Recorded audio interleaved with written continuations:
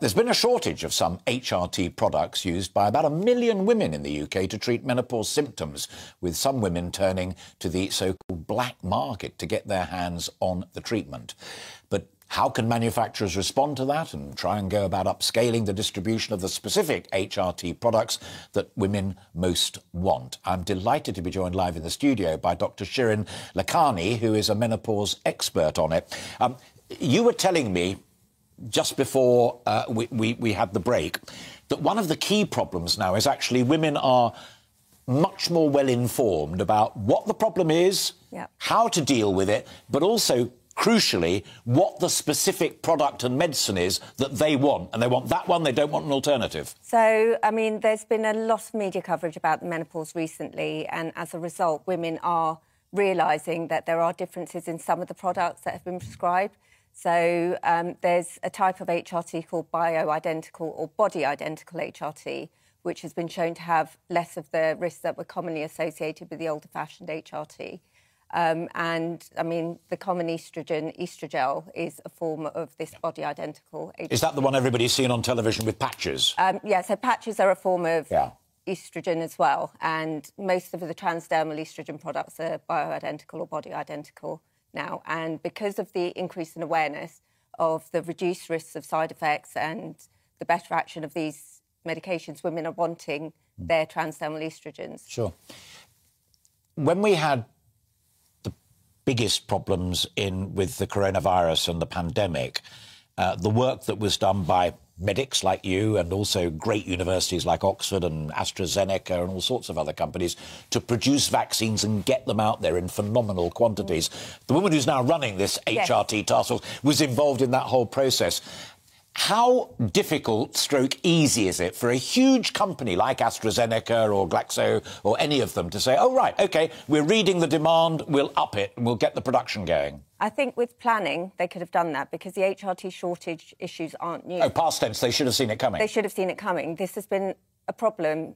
3-4 years ago, there was an HRT shortage.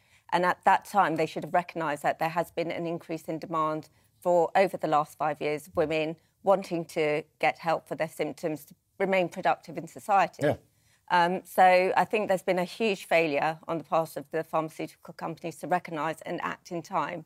So the acute shortage we're seeing now is just the result of the long-term failures. They are saying that they will address these shortages by June, but in the meantime, women are suffering. They're not getting their medication. There are alternatives out there, but because of postcode lotteries, these aren't always available to all women. And we're also restricted because when a doctor writes a prescription, the pharmacist has to dispense that exact medication. So that's the key point. And also Davina, to her great credit, and Penny Lancaster, Rod Stewart's partner, have been crystal clear. This is not an area where you want to risk shopping around. You've got to do it through a GP who knows what she, in your case, or he's talking about. Yeah, and that's another issue, Alistair, because a lot of healthcare professionals haven't had the education they need to be able to support women.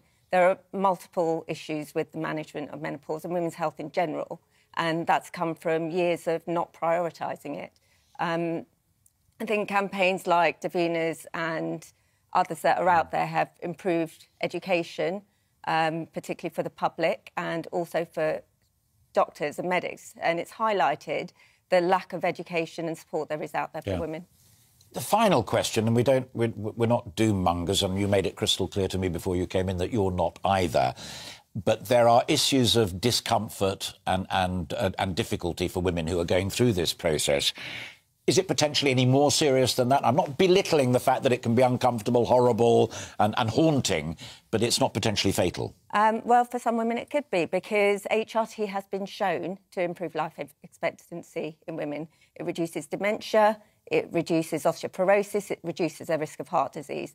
And it's actually been shown that HRT improves the outcome for women in terms of heart disease better than things like statins and blood pressure medication. So it's not just quality of life, it's not a lifestyle medication. It is about prolonging their lives. It's about reducing diseases that can lead to the end of their lives. And it's a hormone deficiency, much like diabetes or hypothyroidism, but it's not given the same importance. Well, let's hope the manufacturers hear what you say and your colleagues in the medical world and do something about it so that more and more women are looked after. A great pleasure meeting you, and thank you very much for coming in, Likewise, Shirin. thank you very Good much. to see you. That was Dr Shirin Lakhani, who is a menopause expert. Wise words to reflect upon there.